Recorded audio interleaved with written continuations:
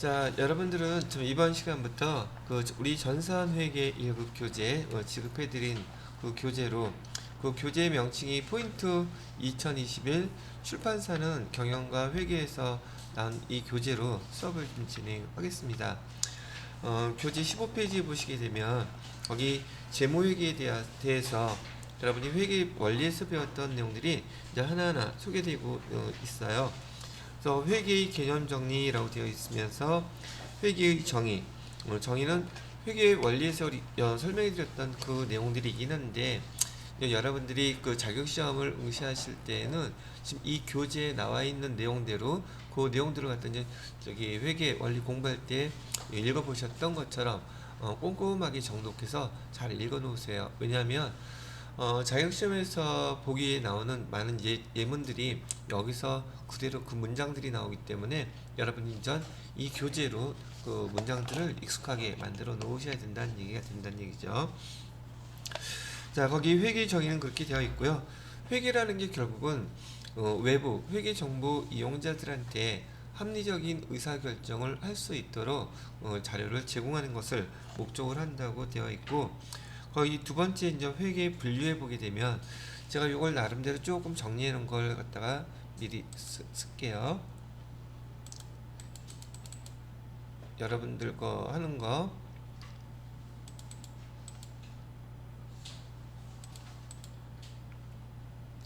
자, 거기 지서씨 글씨 보여요? 글씨 보여요? 여기 소연씨도 보입니까? 잘 안 보여? 이제 맨 뒤에 앉아있는 혜택을 보는 거야. 뒤에 있으면 글씨가 좀 잘 안 보일 테니까 조금 크게 해드려야겠네. 됐어요? 자, 그래서 첫 번째 회계의 정의, 회계 정보 이용자, 회계 정보 이용자 중에서도 특히 외부 회계 정보 이용자들한테 합리적인 의사결정을 할 수 있도록 유용한 경제적 정보를 전달하는 과정이다. 처음 이론에 관련돼서 여러분들한테 이런 보기들이 자격시험 문제에서 많이 물어보게 되더란 말이죠. 그러면 회계 정보를 갖다가 회계 목적은 뭐겠느냐? 똑같이 회계 정보 이용자들한테 합리적인 또는 경제적인 의사결정을 하게끔 여기 경제적 정보라고 되어 있는데, 정보라는 것은 재무제표, 재무제표 안에는 재무상태표, 그다음에 경영성과를 나타내는 손익계산서, 이런 것들을 제공하는 것을 목적으로 하고 있다고 얘기하는 거예요. 여기까지는 여러분들이 그 앞에서 배웠던 내용들 그대로니까 별반 어려울 건 없을 것 같고요. 자, 회계정보 이용자는 외부 회계정보 이용자와 내부 회계정보 이용자로 나뉘어진다고 했었죠. 외부 회계정보 이용자 대표적으로 뭐 주주는 뭐 외부 회계정보 이용자라고 할 수는 없겠지만 회사 내에 없으니까 주주라든지 투자자라든지 채권자라든지 그다음에 거래처, 정부, 또 일반 대중들이 외부 회계 정보 이용자가 된다는 얘기고요. 그 다음에 여기 내부 회계 정보 이용자는 경영진, 종업원, 노조 이런 사람들을 우린 내부 회계 정보 이용자라고 부른답니다. 자, 그 다음에 회계 분류. 회계 분류에 대해서는 지난 회계 제가 이론 원리 설명해드릴 때 여기 재무회계하고 그다음에 세무회계, 그다음에 중간에 원가회계 또는 관리회계라고 부르는 거 세 개로 구분을 해드렸었죠. 재무회계는 재무제표를 작성하기 위해서 하는 회계 처리이고요. 목적은 외부 회계정보 이용자한테 전달하기 위한 거. 재무회계를 하기 위해서는 회계 원칙이라는 게 있다 그랬죠. 이 회계 원칙이라는 게 기업회계 기준을 얘기하고 있습니다. 이렇게 얘기해 드렸고요. 기업회계 기준. 거기에 반해서 관리회계 또는 원가회계로 불리는 것은 경영활동을 지원하기 위해서 만드는 회계고, 이 원가회계 또는 관리회계 회계정보 이용자는 외부가 아니라 내부라는 게 특징이고요. 그 다음에 회계, 기업회계 기준이라든지 어떤 특별한 원칙이 없이 작성되는 회계라고 얘기해드렸어요. 반면에 세무회계에서는 세무보고를 목적으로 만드는 회계고요. 보통 국세청, 과세관청에 제출할 것을 위해서 만드는 거고, 여기 기준은 세법에 의해서 만들어져야 된다고 얘기하는 것이죠. 자, 이렇게 해서 회계 분류도 지난번에 설명해 드렸던 거 간단하게 한번 다시 복습해 봤고요. 자, 5번에 보시게 되면 회계의 기본 가정이라고 되어 있어요. 여러분 교재에서는 어디에 나와 있냐면 19페이지에 보시게 되면 19페이지에 그 기본 가정과 개념 체계라고 되어 있죠. 그래서 여기 회계의 기본 가정이라는 것은 재무제표를 만들기 위한 기본 가정을 얘기하는 거예요. 그래서 회계의 기본 가정이란 용어도 사용하고요. 그다음에 회계의 전제 조건이라는 용어도 사용하는데 기본 가정이나 전제 조건은 우리가 지금 앞으로 계속 작성해야 될 재무제표를 만들기 위한 기본 가정, 재무제표를 만들기 위한 전제 조건, 이걸 뜻하는 거예요. 그래서 여기 첫 번째 이 기본 가정에는 크게 세 가지가 있는데요. 첫 번째가 기업 실체, 두 번째는 계속 기업, 세 번째는 기간별 보고. 이 세 가지는 여러분이 지금 바로 암기해 놓으셔야 돼요. 어떻게 해요? 회계의 기본 가정 뭐뭐가 있습니까? 라고 물어본다면 기업 실체, 그리고 두 번째 계속 기업, 세 번째 기간별 보고. 이 세 가지를 메모해 놓으시고 꼭 암기해 놓으세요. 왜? 자격시험에서 회계 이론에 대한 시험 문제를 낼 때 거의 빠지지 않고 문제가 출제되는 항목들이기 때문에 그렇다는 얘기예요. 자, 첫 번째, 그럼 기업 실체라는 게 무슨 뜻이냐면 지난번에 설명해 드렸던 기업은 특히나 여기 회계 1급에서는 이제 개인 기업이 아니라 여기는 법인 기업을 얘기합니다. 법인 기업이다 보니까 이 법인은 거기 안에 있는 대표, 저기 뭐 대표자들 또는 그 기업을 소유하고 있는, 정확히 얘기하면 주식을 소유하고 있는 그 주주들이 있을 거란 말이죠. 이 기업 실체는 이 소유주와 별개라는 걸 의미하는 거예요. 그래서 여기 한번 다시 정리를 이렇게 해보게 되면 여기 기업 실체라는 뜻은요, 지금 여기서 법인을 의미하는 거예요. 법인하고 상대적인 개념은 개인인데 법인은 인격이 부여됐다 그랬었죠. 근데 그 법인의 대표가 개인이란 말이에요. 여기서 이름을 김등용 이렇게 얘기를 했다고 치면 여기 법인이 돈을 벌게 되면 법인세라는 세금 낸다 그랬었죠.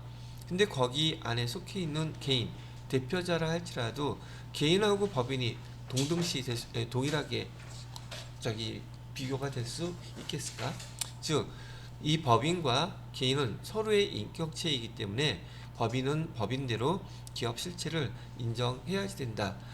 그래서 우리가 회계 업무를 보는 것들이 이 기업 실체를 하나의 회계 단위로 별도로 구분한다는 뜻에서 기업 실체라고 얘기를 한다는 얘기죠.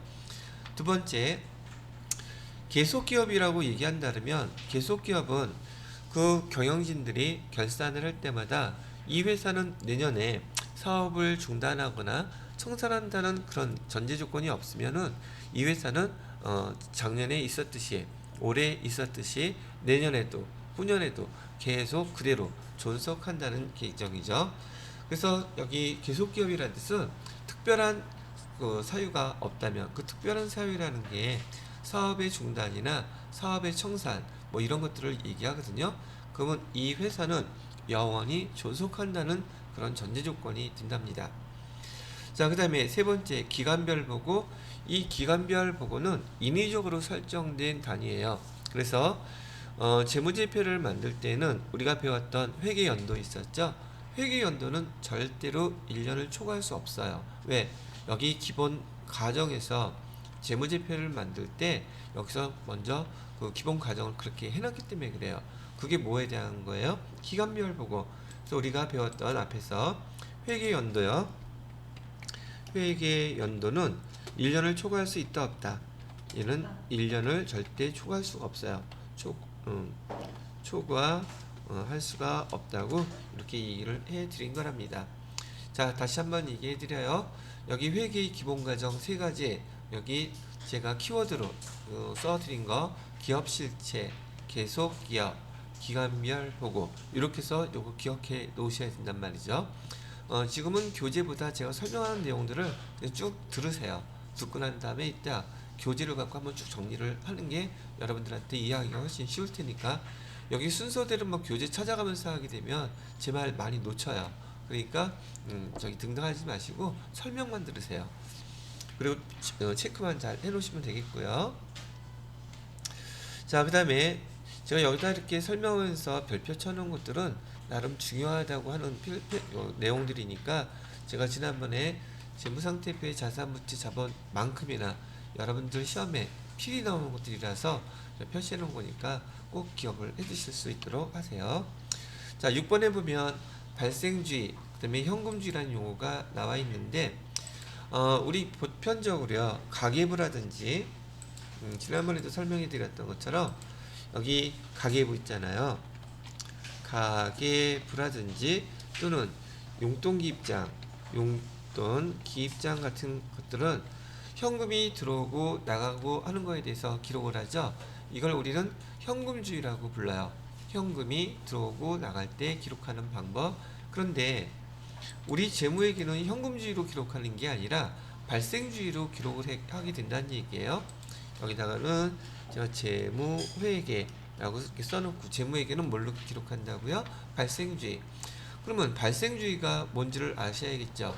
현금주의는 제가 벌써 설명을 해드렸고, 자, 한번 여기 예를 들어 볼게요. 첫 번째 예에서는요, 지금 현금주의로 기록할 경우, 자, 6월 30일 날 여기 보세요. 여기 연도수가 19년도, 20년도 써놨네요. 자, 여기 우리가 2019년도 7월 1일 날 예금에 가입했어요. 그리고 이 예금은 1년이 지나면 이자를 갖다가 20만원 준다고 했단 말이죠. 그러면 우리는 보통 7월 1일 날 예금에 가입하고 만기가 되는 내년도 6월 30일 날 이자를 받겠죠. 그럼 얘를 갖다가 기록한다면 대변에 얘 20만원 생긴 거는 이자 수익이죠. 그리고 이때 20만원 현금으로 받을 테니까 현금에서 이자 수익이라는 수익을 6월 30일 날 인식한단 말이에요. 이게 현금주의예요. 왜? 현금 받았을 때 이자라는 수익을 인식했잖아요. 이해됐어요? 근데 우리 재무회계는 그렇게 안 해요. 왜? 결산일이 중간에 12월 31일이 이렇게 있다면 여기 날짜 12월 31일 날짜에 지금 여기 6개월 동안이라면 1년 동안 이자가 20만원이죠. 그럼 6개월이 지났으면 현금으로 아직 받지는 않았지만 우리가 받을 수 있는 권리는 벌써 생겼죠. 그래서 이 6개월이 지났을 때 대변에다가 이자 수익이라고 해서 수익을 이렇게 인식하는 거예요. 그리고 돈 들어왔어요? 안 들어왔어요? 돈은 못 받았다 할지라도 그럼 그 못 받은 돈은 뭐라고 쓴다고 배웠어요? 우리 미수금이라고 써야 되죠. 이렇게 미수금이라고 쓰고 여기 수익을 인식하는 방법. 그러면 12월 31일 날이 결산일이니까 올해 우리가 수익 실제로 돈은 못 받았어도 우리가 받을 권리가 발생했기 때문에 기록한다. 이걸 뭐라고 부른다? 발생주의라고 불러요. 발생주의는 현금 받는 거 안 받는 거 이게 기준이 아니에요. 실제로 우리가 받을 권리가 있거나 그 다음에 우리가 지급해야 될 의무가 발생하잖아요. 그러면 수익, 비용 기록한다는 뜻이에요. 그래서 발생주의. 그래서 여러분들 처음 배우시는 용어 중에서 이 발생주의와 현금주의에 대한 내용을 갖다가 여러분이 기억을 해 놓으시면 된다는 얘기죠. 되시겠죠?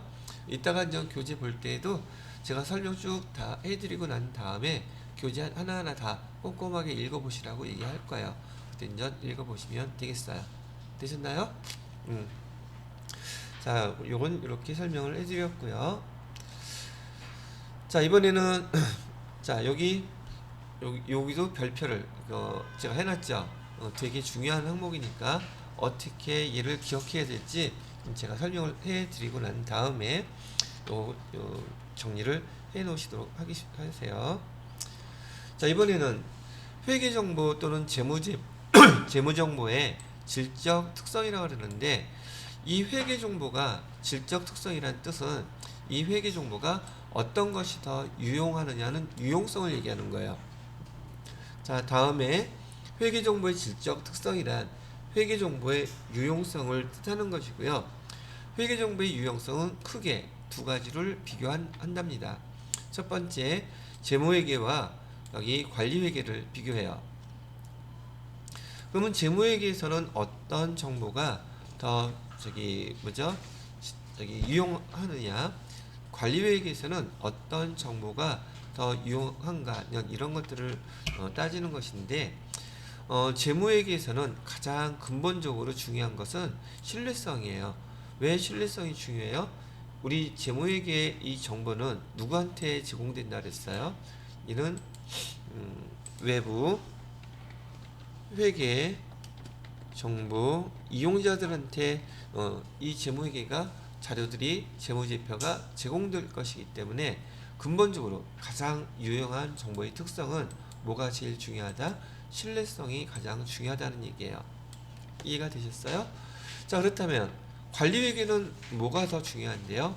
관리회계는 아까 말씀해드렸던 것처럼 이 관리회계 결과 나온 정보를 얘는 경영진, 즉 내부 회계 정보 이용자한테 제공할 것을 목적으로 하기 때문에 경영진이 요구하는 대로 그 정보가 만들어져야 돼요. 그러니까 여기서 그 경영진이 목적하는 바에 따라서 그 목적에 적합한 자료를 만들어서 제공해야지 그게 가장 유용하다고 얘기하는 거예요.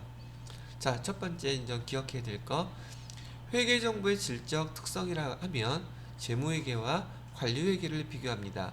그래서 가장 근본적으로 중요한 재무회계의 특성은 신뢰성이고, 그 다음에 관리회계에서 가장 중요한 유용성, 얘는 목적 적합성이에요. 되겠죠? 그렇게 해놓고 좀 쳤으니까 잠깐 쉬었다가 요 나머지 것들도 설명을 해드리도록 하겠습니다.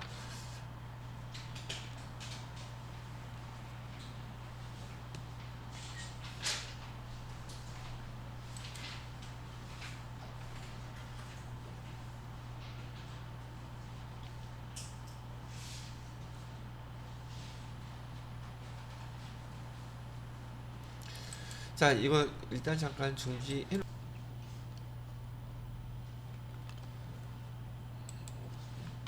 자, 그래서 회계 정보의 그 유용성, 질적 특성이라는 용어 문장이 나오게 되면 이걸 뜻하는 거라고 생각하시고요. 재무회계와 관리회계 근본적으로 중요한 건 여기 신뢰성이라고 그랬었고요. 재무회계에서는 그 다음에 목적 적합성, 관리회계에서는 목적 적합성이라는데, 가끔 전 급수가 올라가게 되면 여기 신뢰성과 목적 적합성에 대해서 얘가 근본적으로 중요하다는 뜻이지, 재무회계에는 신뢰성은 있는데 목적 적합성은 없어도 된다는 뜻이 아니에요. 두 개 다 있어야 돼요. 근데 어떤 게 더 우선적이라는 뜻이에요? 근본적으로 신뢰성이 더 중요하다는 뜻이고, 여기 관리회계의 목적 적합성도 목적 적합성은 있는데 신뢰성은 없어도 된다는 뜻이 아니란 뜻이에요. 다 있어야 되는데 얘는 목적 적합성이 더 유용하더라 얘기를 하는 것이랍니다. 그러면 재무회계의 신뢰성을 보강하는 보강적 특성은 뭐가 있느냐면, 첫 번째 표현의 충실성, 두 번째 검증 가능성, 세 번째 중립성, 세 가지가 있는데, 이 표현의 충실성은 어떻게 표현하는 게 표현의 충실성입니까? 라고 물어본다면 내가 솔직하게 정성껏 얘기하면 표현이 충실한 건가? 에이, 그러면 안 되죠. 우리 재무회계는 기업 회계 기준이라는 걸로 작성하라고 제가 얘기 드렸었죠. 여기에 나와 있는 표현대로, 여기에 나와 있는 용어대로 표현하라는 얘기예요. 내 주관적인 걸 끼워넣지 말고. 자, 그게 바로 표현의 충실성. 그럼 재무회계는 지금 다 이렇게 외부 회계정보 이용자한테 제공하는 목적, 신뢰성이 있어야 되고, 검증하기 위해서 공인회계사가 오고 등등 했죠. 그래서 기록할 때는 신뢰성 있기 위해서는 뭐 어디에 있는 것대로 표현하라고요? 기업회계 기준에 있는 대로 표현하라는 얘기고요. 그 다음에 두 번째를 보시게 되면 검증 가능성이라고 되어 있죠. 이 검증 가능성은 뭐냐면, 제가 여러분들한테 지금 회계 처리하는 방법들을 알려드리고 있죠. 그러면 하나 예를 들어 볼게요. 지금 우리가 차변에 상품을 사왔다고 기록을 했단 말이죠. 증빙서류를 보고 상품 얼마짜리를 사갖고 왔냐면 10,000원짜리를 사갖고 왔어요. 근데 얘는 상품을 사갖고 오고서 대금 결제를 해줘야 되겠죠. 우리가 현금을 10,000원 주고 사왔다고 가정하면 제가 여러분들한테 가르쳐 드릴 때 거래 판료세에 의해서 회계상의 거래는 이렇게 기록하세요 알려드리겠죠. 그럼 여러분이 이렇게 배운 대로 회사에 가서 이런 상황이 벌어지면 이렇게 기록하겠죠. 그죠? 그러면 이게 제대로 기록됐는지 기록되지 않았는지 누가 와서 본다 그랬어요? 공인회계사가 와서 보겠죠. 공인회계사도 마찬가지로 여러분하고 똑같이 저하고 똑같이 기업회계 기준을 배운 사람이에요. 그죠? 그럼 이렇게 기록된 거 보고 제대로 됐구나 안 됐구나 알 수 있죠. 검증을 할 수가 있잖아요. 그래서 여기 재무제표는 제대로 잘 작성이 됐어요. 이거는 그렇게 안 됐네요. 평가할 수 있다는 얘기예요. 검증 가능성은 저뿐만이 아니라 저한테 배운 여러분도 그 다음에 공인회계사도 3자가 다 똑같이 기업회계 기준에 의해서 얘를 볼 것이기 때문에 누가 써도 다 똑같이 이렇게 써야 되겠죠. 지은씨는 이렇게 안 쓸래? 지혜씨는 이렇게 안 써? 똑같이 쓰겠지. 그거 봐요. 그럼 검증이 되잖아. 다른 사람이 기록하더라도 똑같이 쓸 것이기 때문에 당연히 검증 가능성이 있어야 된다는 뜻이고요. 그 다음에 세 번째 중립성이라고 되어 있어요. 중립성은 뭐냐면 우리 사장님이 회장님이 시키는 대로 하면 돼요? 안 돼요? 안 그러면 잘리는데요? 시키는 대로 해요. 그러면 근데 기본적으로는 우리 어디에 여기 기업회계 기준에 나온 대로 기록하는 것이 중립성이에요. 누가 시킨다고 하면 된다 안 된다? 그럼 그건 분식회계가 돼요. 분식회계라는 것은 거기서 밀가루 짜장면 판다는 뜻이 아니라 분식 나누어서 기록하는 거야. 일종 흔하게 얘기하는 말로 우리 비밀장부라 그러죠. 원래 매출은 1,000,000원인데 100만원이라고만 기록해놓고 원래 장부는 1,000만원 제대로 기록해놓고 감사받거나 등등 할 때 100만원짜리 보여주는 거, 그걸 분식회계라고 그러거든요. 여하튼 간에 중립성이라는 얘기는 주주나 그 다음에 사장님 뭐 등등 이런 사람이 얘기하는 걸 기준으로 하는 게 아니라 기업회계 기준에 의해서 작성되는 게 중립성이 있다 이렇게 얘기를 한다는 뜻이에요. 그러면 재무회계는 다 뭐하고 연결된 거예요? 가만히 보니까 근본적인 질적 특성이 됐다, 보강적인 질적 특성이 됐다, 다 기업회계 기준이 중심이구나 라는 거 이해하시겠죠. 거기에 반해서 지금 여기 관리회계에서는 지금 아까 얘기했던 경영진 또는 대표적으로 회장님이 여기 종합경기장 이렇게 롯데백화점 만들려고 하는데 지금 말로는 3,400억 투자된다고 얘기하는데 그렇게 지시는 할 수 있겠죠. 만약에 4,000억을 투자하면 어떤 결과가 나올지 한번 분석을 해갖고 갖다 달라고 할 수 있겠죠. 그죠? 그러면 그 얘기를 받은 대로 그 자료를 만들었다면 그 자료에는 4,000억을 투자했을 때 이익이 나는지 손해가 나는지 4,000억 투자한 거는 몇 년에 걸쳐서 얘가 회수가 될런지 그런 정보들이 있어야 되겠죠. 그죠? 실제로 근데 얘 투자가 된 거예요? 지금 예상하고 있는 거예요? 예상하고 있잖아요. 그죠? 즉, 그 결과를 보면 손해가 날지 이익이 날지 예측할 수 있는 자료를 줘야 된다는 얘기예요. 그러면 회장님이 그걸 받아보시고 난 다음에 4,000억 투자하니까 이런 결과가 나왔어? 그러면 만약에 5,000억 투자하는 걸로 한번 해보고 아니면 3,000억으로 한번 줄여봐봐. 즉 시뮬레이션을 한단 말이에요. 예측된 가치의 자료를 보고 이렇게 한번 만들어 보라고 다시 피드백이라는 것은 상대방한테 다시 그 자료를 보고 어떤 반응을 하는 걸 얘기하는 거예요. 그런 가치가 있어야 된다. 그 다음에 적시성은 회장님이 이번 주 금요일까지 갖다 달라 그랬는데 제가 금요일날 여친하고 데이트가 있거든요. 월요일날 갖다 드리면 안 될까요? 그러면 회장님께서 그래라 그러시겠습니까? 그 자료는 그날 필요한 거야. 그날이 아니면 그 자료가 필요 없을 수도 있어요. 그러면 이 자료는 반드시 요구하는 날짜 그때 의미가 있고 유용한 정보이지 다음 월요일날 되면 예를 들어서 바이어나 이런 사람들하고 금요일날 미팅이 있어서 그 자료 필요한데 월요일날 갖다 준다 그러면 뭐라고 하겠냐 하면은 조 머시처럼 물잔 날라가겠죠. 그냥 하여튼 그런 걸 갖다가 의미하는 것이랍니다. 자, 이런 정보들의 재무회계가 됐던 관리회계가 됐던 공통적으로 필요한 이 유용성은 비교 가능성이에요. 비교할 게 있어야지 비교하면서 나은지 아닌지 판단할 수가 있겠죠. 제가 흔히 잘 묻는 말, 1억 원은 큰 돈인가요? 작은 돈인가요? 그러면 비교 기준을 물어봐야죠. 제 기준에서는 큰 돈이요. 삼성전자 기준에서는 껌값이요. 이렇게 얘기할 거 아니야. 그죠? 이렇게 비교 가능성이 있어야 된다는 걸 설명해 드렸어요. 자, 그러면 우리가 지금 이 회계 정보에 대한 질적 특성을 논할 때 이런 게 중요하다는 건 그래요. 알겠어요. 알겠는데 회사에서 이런 정보를 만들려고 한다면 이런 정보의 내용을 아는 사람이 회계 담당을 하고 있어야 되겠죠. 근데 그 사람이 월급이 뒤있다 비싸. 저 같은 사람 억대가 넘어. 근데 나 1년 매출을 하고 이익 나는 게 5천만 원이야. 그럼 이걸 전반적으로 다 한 사람을 채용해서 쓸 수가 있겠어요? 없겠어요? 좋다는 건 알지만 여기 회계 정보 이런 것들을 만들기 위한 제약 요인은 결국은 내가 돈을 들여서 그만한 효익이 있느냐 없느냐가 제약 요인이 되더란 얘기예요. 무슨 말인지 아시겠죠? 회계 정보의 제약 요인은 비용, 돈 들인 만큼 내가 그 정보에 대해서 효익을 유용성을 갖다가 느낄 수 있느냐 없느냐 거기에 따라서 결정되더란 얘기예요. 아, 나 회계 정보 이 정도 아니어도 상관없어. 왜? 그 돈 들여서 여기 회계 담당자 채용할 수가 없으니까. 그래서 실제 우리 주변에서도 보시게 되면 어지간한 규모가 크지 않은 회사들은 회계 담당자가 있어요 없어요?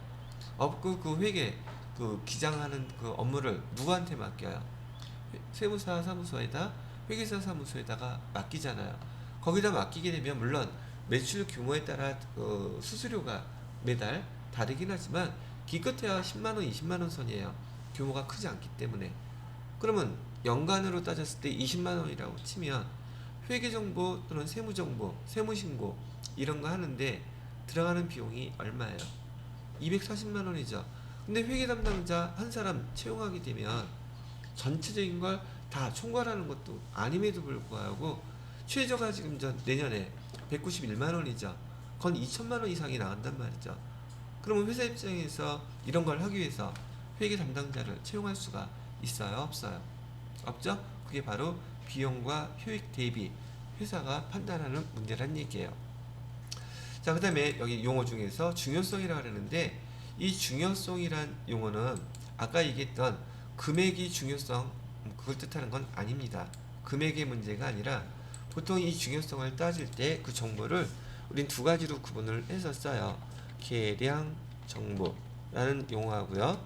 계량 정보라는 것은 숫자로 된 정보를 말해요. 그 다음에 비계량 정보, 비계량 정보. 비계량 정보는 문자로 된 정보를 말합니다. 근데 계량 정보가 됐던 비계량 정보가 됐던 중요성이라는 것은 우리 재무회계의 그 목적 자체가 회계정보 이용자한테 자료를 제공하는 것이죠.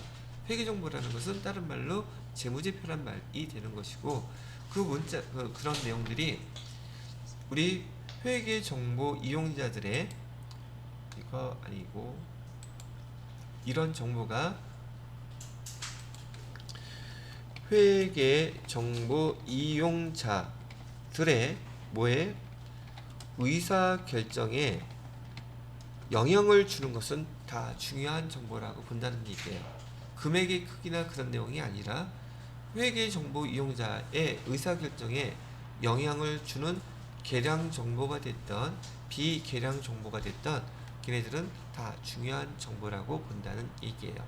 이해가 되시겠죠? 그래서 여기 지금 재무 정보 또는 회계 정보의 질적 특성에 대해서는 여기 지금 제가 네모칸 표 그려드린 대로 잘 기억하셨다가 그렇게 꼭 암기해 놓으셔야 돼요. 그리고 나중에 이제 여러분이 연습 문제를 풀던 그다음에 기출 문제를 풀던 이 문제가 어떤 형태로 나오는지 그것까지 눈에 익혀 놓으시면 자격증 시험 보러 가셨을 때 이런 문제가 나오더라도 당황하지 않고 편하게 잘 푸실 수 있을 거예요. 왜 그러냐면 저는 분명히 암기하라고 얘기하는데 여러분이 하다가 암기가 안 됐어. 근데 여러분 자격시험은 쓰는 거예요? 찍는 거예요? 암기하려고 하다가 암기는 안 됐는데 보면 답이 보여. 그러니까 떨어질 수가 없겠죠. 거의 틀리지 않는다는 얘기예요. 근데 제가 암기하라는 것은 여러분의 지식은 암기가 되어야지 일단 지식이 될 수 있어요. 그다음에 암기된 지식을 얘기를 해서 상대방한테 표현할 수 있을 때 그게 이제 진정한 자기 지식이라고 얘기를 하는데 암기하라는 것들은 잘 암기하려고 주어진 시간 동안에 한번 해보시면 되겠다는 얘기죠. 되셨죠? 자, 그래서 여기 7번까지 해가지고 기본적으로 여러분이 회계 1급에서 아셔야 될 재무회계 기초 그 내용들을 갖다가 한번 쭉 설명을 해 드렸답니다. 자, 그 다음에 다음 페이지를 보시게 되면 여기 파트는 어디냐면요 22페이지를 보시게 되면 회계 순환과정 나와 있죠. 근데 이 회계 순환과정은 벌써 여러분이 회계 원리에서 다 설명을 해 드렸던 내용인지라 별반 어렵지 않게 금방금방 이해하고 넘어가실 수 있을 거예요. 자, 오늘 한번 보죠. 회계 순환과정은 회계 담당자로서 회계 첫걸음부터 제가 마지막까지 회계 원리에서 쭉 설명해 드렸던 내용들이죠. 자, 첫 번째, 여러분은 회계 담당자로서 회계상의 거래인지 아닌지 구분하실 수 있어야 돼요. 그랬었죠. 대표적으로 회계상의 거래가 아닌 그 단어들이 주문, 계약, 채용, 담보, 결정, 약속 이런 것들은 회사의 재산 상태가 변동되는 게 아니기 때문에 회계상의 거래 아니라고 얘기 드렸었죠. 자, 이래서 회계상의 거래를 우리가 기록을 해 봤더니 거래의 종류에는 교환거래, 손익거래, 혼합거래 이런 것들이 있었었죠. 어떤 게 교환거래고 어떤 게 손익거래고 어떤 게 혼합거래인지 구분하는 방법은 그 회계상의 거래를 기록했을 때 거기 계정 중에서 수익이나 비용 계정이 있는지 없는지부터 먼저 찾아보라 그랬었죠. 수익이나 비용 계정이 없어요. 그럼 무슨 거래? 교환거래. 수익이나 비용 거래가 있는데 얘가 거래 전체 금액하고 똑같다면 걔는 손익거래. 근데 거래 전체 금액의 일부밖에 안 된다면 걔는 혼합거래. 이렇게 구분하라고 얘기해 드렸죠. 자, 그 다음에 분기장. 이렇게 거래의 종류를 구분하고 난 다음에 회계상의 거래를 분기장에다가 분기했었죠. 분기라는 게 뭐예요? 분기란 계정을 결정한다. 두 번째는 차변, 대변 얘를 결정한다. 세 번째는 금액이 얼마인지를 결정한다. 요게 여러분들한테는 이제 연습이 충분히 돼 있기 때문에 회계상의 거래 여러분이 기록할 때 계정이 순식간에 생각날 것이고 차변, 대변 결정할 것이고 금액 아무렇지도 않게 싹 기록하죠. 그렇지만 이 분계라는 게 뭐냐고 물어볼 때는 요 세 가지가 주 요소라는 얘기를 해드리는 거예요. 시험 문제에서는 이렇게도 물어봐요. 분계를 할 때 회계 담당자가 고려해야 될 거 아닌 거 찾으래요. 세 가지는 반드시 고려해야 되죠. 그 다음에 아닌 거 하나 그거 찾으시면 돼요. 그 다음에 이렇게 분계할 때는 마음대로 분계하면 돼요? 안 된다 그랬죠? 얘가 일정한 원리, 원칙에 의해서 기록하라 그랬어요. 일정한 원칙은 여러분 계정들 암기했던 거 있죠? 그 계정을 사용해서 원리는 거래 판료수에 의해서 이렇게 기록하라는 게 회계 분계 원칙이에요. 자, 그 다음에 얘 분계한 내용을 갖다가 총계정 원장에다가 전기하죠. 전기한다.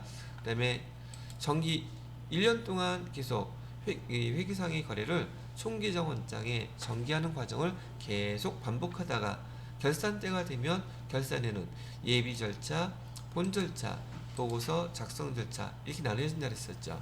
지금 여기는 제가 말로 설명했지만 여기 화면에 보시게 되면 제가 여러분들한테 써드렸던 규정 한꺼번에 다 나타나 있죠. 제가 이거 만드느냐고 엄청 고생했겠어요? 안 했겠어요? 안 했어요. 왜? 그때그때 필요해서 쓴 거니까. 한꺼번에 하면 일거리지만 이렇게 그때그때 나눠서 하면 큰 일거리는 아니랍니다. 자, 그러면 이 화면도 보면은 제가 중요한 내용들 다 이렇게 정리를 해놨죠. 우리 어저께 총계정 원장의 마감 순서까지 배웠던 거 기억나시나요? 이렇게 해서 그다음에 장부 구분하는 것도 제가 설명해 드렸었죠. 돼 있어요? 보니까 이거 화면 나온 내용들 상당히 눈에 익숙하죠. 그 다음에 여기 하나 빨간색으로 표시를 하나 해놓을 게 필요하겠다. 뭐가 필요하냐고요? 요거 결산이라는 얘기가 나오잖아요. 결산에 무조건 제일 첫 번째는 시산표예요. 왜? 1년 동안 기록했던 게 이상이 있는지 없는지 그런 것들을 갖다가 파악해야 되기 때문에 시산표를 반드시 작성하셔야 한답니다. 되셨나요? 자, 이거 설명해 드렸고, 여기 빨간색으로 쓴 것은 거래를 분기장에다가 분기하고요. 그다음에 분기장에 분기된 내용을 총계정원장에 전개한다. 여러분 회계 2급에서는 많이 질문 요 내용에 대해서 회계 순환 과정에 대해서 질문합니다. 그래서 요거 빨간 걸로 해놓은 거고요. 그다음에 여기 총계정원장의 마감 순서 5가지 써놨죠. 요거는 회계 1급에서 총계정원장 마감 순서를 물어봐요. 그럴 때는 요거대로 기억하시면 돼요. 제가 워낙에 설명 또 잘해드려서 이거 5가지는 그냥 저절로 기억하고 계시지 않을까 싶네요. 지우라 그러고 안 이뻐. 저도 또 미를 추구해요. 이쁜 걸로. 그랬더니 똑같은데요? 안 똑같아요. 제 눈에는.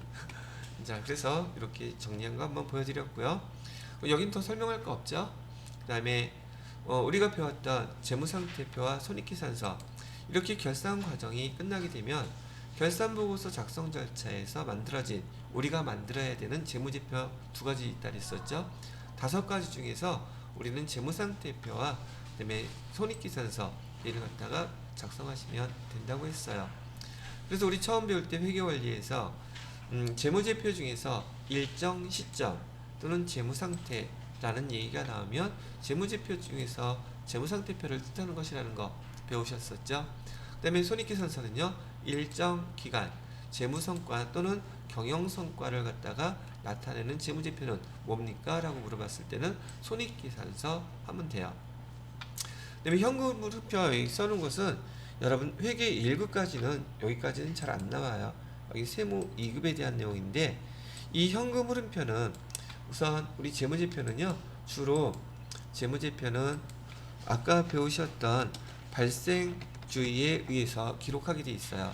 재무에게는. 그런데 재무제표 중에서 현금이 들어오고 나가고 하는 것을 갖다가 기록한 내용 정보가 아무것도 없으니까 그 중에 하나 정도는 우리가 우리 가계부나 용돈기 입장처럼 현금주의로 작성해야 되는 표 하나 정도는 있어야 되지 않겠느냐. 그래서 얘는 현금주의에 의해서 작성된 그 재무제표가 현금 흐름표예요. 근데 이 현금 흐름표는 크게 3가지로 나누어서 현금이 들어오고 나가고 하는 것들을 집계를 해놨어요.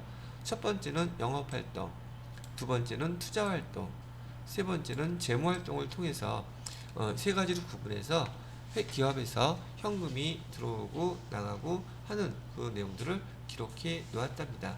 지금 현재로서는 이거 몰라도 되지만 뭐 글자 몇 글자 안 되니까 현금 흐름표는 현금의 흐름을 몇 가지로 나누어 놨다? 3가지.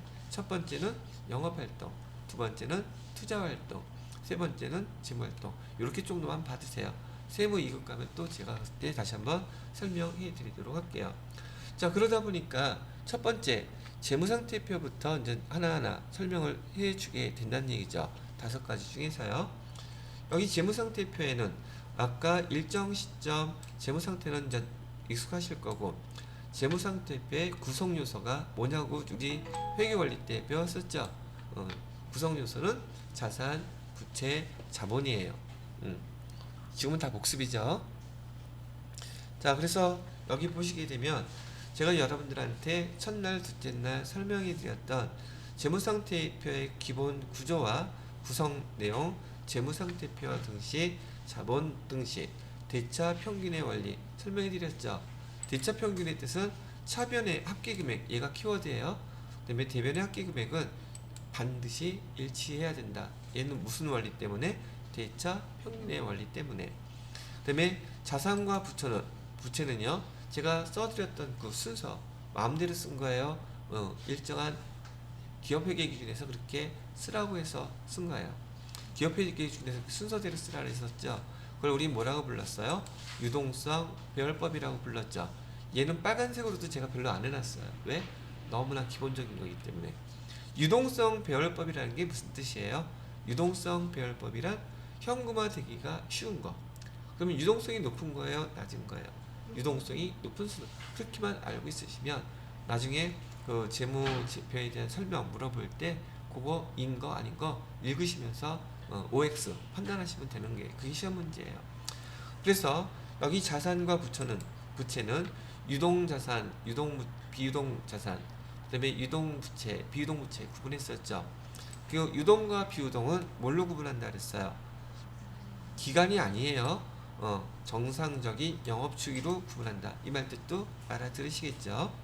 자, 그 다음에 자본의 분류가 나와 있는데 여러분은 회계 원리에서 자본의 분류는 자본금 이거 하나밖에 안 배우셨죠? 그죠? 그런데 여기 회계 1급에서는 여러분이 개인 회사가 아니에요. 개인 회사에는 자본 계정에 자본금 이 하나밖에 없어요. 근데 여기 회계 1급 법인은요. 이 자본 계정에 5가지의 계정이 있어요. 뭐뭐 있어요? 자, 한번 따라서 천천히 한번 읽어볼게요. 첫 번째 자본금. 따라 해보세요. 자본금. 두 번째는 자본잉여금.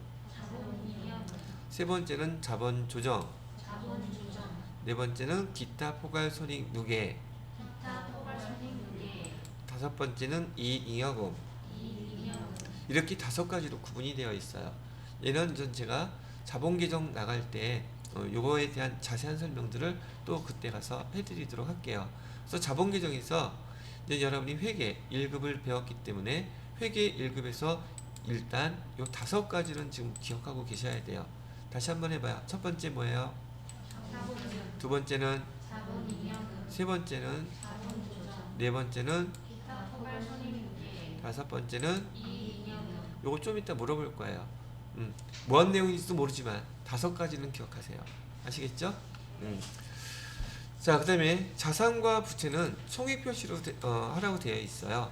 우리가 재무상태표 만들 때요. 여기 자산과 부채는 총액으로 표시하세요 라고 되어 있는데 그 의미가 뭐냐면 우리는 얘를 재무회계에서 총액주의라고 불러요. 뭐라고 부른다? 총액주의. 뭔지는 모르겠는데 그 다음에 이 총액주의에 해당되는 거는요. 재무상태표의 자산, 부채, 자본은 그 다음에 수익과 비용 계정 있죠. 얘네들도 마찬가지로 손익계산서에 가면 또 얘도 나와요. 그래서 우리가 배웠던 재무상태표의 계정, 자산, 부채, 자본, 그 다음에 손익계산서의 계정, 수익, 비용 5가지 모두 다 원칙은 뭘로 기록해라? 총액주의로 기록하는 게 원칙이에요. 아시겠죠? 그런데 다만 자본 같은 경우에는 기업회계 기준에서 상계에서 처리해도 된다는 내용이 있다면 그걸 적용해서 표시하도록 되어 있는데 일단 총액주의라는 말이 나오게 되면 이 총액주의의 상대적인 용어는 뭐냐면 순액주의예요. 여기 총액주의의 상대적인 개념은 순액주의라고 이렇게 쓰는 거거든요. 근데 재무회계 1호 문제에서 우리 순액주의라는 용어가 나오잖아요. 그럼 걔는 무조건 틀린 거예요. 우리 재무회계에서는 뭘로 사용하기 때문에? 총액주의를 사용하기 때문에. 그러면 총액주의에 대한 내용 한번 설명해 볼게요. 뭐가 총액주의냐면 자, 우리가 A 거래처에다가 상품을 지금 10,000원어치 팔았어요. 그리고 외상매출금 10,000원 이렇게 해놨거든요. 근데 똑같은 A 업체에서 우리가 또 필요한 상품을 사갖고 왔어요. 7,000원. 그리고 얘는 외상 매입금으로 이렇게 표시를 해놨단 말이죠. 그러면 우리가 받을 거는 얼마 받을 게 있어요? 10,000원 받을 게 있죠. 줄 거는 얼마가 있어요? 7,000원 줄 게 있죠. 그죠? 근데 얘를 받을 게 10,000원이 있고 줄 게 7,000원이 있으니까 그냥 외상 매출금만 3,000원 이렇게 기록하는 게 이렇게 기록하면 안 된다는 거예요. 따로따로 기록 다 해야 한다는 얘기죠. 이해하시겠죠? 그걸 뭐라고 부른다? 총액주의라고 하고 이렇게 쓰는 걸 뭐라고 부른다? 순액주의라고 부르는 거예요. 근데 우리 재무회계는 얘가 자산이 됐던 부채가 됐던 수익이 됐던 비용이 됐던 상계처리해서 표시하면 안 되는 게 원칙이에요. 이해가 되시겠죠? 그래서 총액주의라는 용어, 여기서 순액주의까지 같이 한번 그 용어 설명해 드렸습니다. 내용은 어렵지 않죠? 그래요. 자, 이번에는 밑에 이제 손익계산서 봐요. 손익계산서 다 보셨던 것들이니까 손익계산서를 보시게 되면 아까 얘기했던 일정 기간, 그다음에 재무성과나 경영성과를 나타내는 재무제표 중에 하나, 그죠? 그다음에 여기 손익계산서의 구성요소는 수익과 비용 계정. 그래서 손익계산서의 기본 구조, 여기 비용, 수익, 비용, 수익, 단기 순이익이 날 수도 있고 단기 순손실이 날 수도 있어요. 그래서 얘를 등식관계로 표현하니까 이렇게 등식관계가 됐습니다. 두 개가 나와요. 라고 했던 것도 기억나시죠? 아는 거는 굳이 시간 안 끌게요. 자, 이제 재무상태표의 계정들을 보시면 어때요? 지난번에 봤던 거 그대로 다 나와 있죠? 추가적으로 더 자세히 나와 있는 부분도 있죠? 그래서 여러분들한테 열심히 써보라고 얘기도 하고 그 다음에 잘 기억 외우시라고도 여러 번 얘기해 드렸던 거 제가 이렇게 정리해 놓은 게 있단 말이죠. 그 지난번에 여러분 수업할 때 저는 편하게 하려면 이거 보여드리고서 수업하면 되게 편했겠죠. 안 써도 되니까. 그럼 누가 바빠요? 여러분들도 머릿속에 별로 안 남아요. 눈으로 보고 지나가는 거기 때문에. 근데 제가 쓰니까 여러분들도 괜히 쓰게 되죠. 하다못해 사진 찍게 되고, 그죠? 제가 해야지 여러분들도 와닿는 것들이 훨씬 많아요. 그래서 제가 일부러 쓰는 거예요. 왜? 처음일 때만. 그 다음부터는 이제 여러분이 거의 다 암기하셨을 테니까 복습할 때는 이렇게 보여드려도 다 이해가 금방금방 되실 거 아니겠어요? 그죠? 계정들 눈에 잘 익죠? 자, 그런데 아직 암기 아직 안 하신 분들이 있다면 진짜 시간 내서 꼭 암기하셔야 돼요. 아시겠죠? 왜? 여지껏 지금 건 2주 동안 수업해 보니까 계정들 모르면 우리 대화가 안 되잖아요. 대화가 안 되면 사람들하고 의사소통도 당연히 안 될 것이고 자격시험 문제는 저희 물 건너간다는 얘기죠. 그래서 꼭 암기하시라고 얘기해 드리고요. 여기 오른쪽에 자본 계정 보시게 되면 조금 전에 설명해 드렸던 자본 계정 안에도 다른 계정들이 되게 많이 있죠. 근데 그 용어들이 되게 낯설죠. 왜? 일상생활에서 사용하는 용어들이 아니기 때문에 그래요. 그래서 지금은 요거 알 필요 없고요. 제가 아까 설명해 드렸던 자본 계정의 법인인 경우 5가지 여기 그 구분이 있죠. 첫 번째 자본금, 두 번째 자본잉여금, 세 번째 자본조정, 네 번째 기타 포괄손익 누계, 다섯 번째 이익잉여금. 요 5가지만 기억해 놓으세요. 아시겠죠? 자, 그 다음에 이 손익구분도 여러 별표 친 거는 가장 근본적이고 기본적인 것들이기 때문에 제가 꼭 암기하세요 했던 거 기억나세요? 이런 것들. 왜 이거를 모르게 되면 나중에 기출문제 풀거나 등등 할 때 여러분이 문제 무슨 말인지 이해를 못해요. 가장 기본적인 게 암기되어 있어야 되고 이게 암기되어 있지 않으면 그 문제는 보나 마나요 그냥. 그래서 제가 암기해 두라고 하는 항목들은 용을 쓰고 여기 암기하도록 노력하세요. 자, 그렇게 해서 손익계산서에 대한 거 설명 간단하게 마무리했고요. 그 다음에 현금흐름표는 아까 현금주의로 작성된 거다. 영업활동, 투자활동, 재무활동을 한다. 자본변동표는 나중에 우리가 배우는 자본변동표 있잖아요. 재무제표 중에 하나인 이 자본변동표는 여기에 나와 있는 이 자본계정 있죠. 이 얘가 바로 자본변동표예요. 얘만 따로 떼어내서 작성하게 되면. 그러면 여러분들은 우리 수업하면서 제가 여러분들한테 뭘 외우라고 하는 거예요? 우리 회계 담당자한테 가장 중요한 기초적인 재무상태표 다 외우라 그러죠. 손익계산서 외우라 그러죠. 현금흐름표는 우리가 작성하지 않으니까 냅두라 그랬죠. 그 다음에 현금흐름표 뭐죠? 자본변동표는 자본계정에 들어가는 거니까 얘를 암기하게 되면 자본변동표도 자동 암기가 되는 거죠. 손익계산서 암기하라 그랬죠. 우리가 가장 많이 해야 되고 반드시 알아야 될 거 제가 암기하라고 그러는데 여러분들이 자격증을 못할 수가 있을까? 그게 기본이라는 얘기예요. 자, 그래서 재무제표까지 쭉 설명을 해드렸고 지금 다음 파트에 보면 이전 유동자산, 그래서 제가 이제 강론이라고 얘기했던 거 여러분 앞에 회계원리 때 배웠던 계정들이 있죠. 현금 및 자꾸 현금성 자산 계정들 하나하나 다 설명해 드릴 거예요. 그러니까 집중해서 잘 보셔야 되겠죠.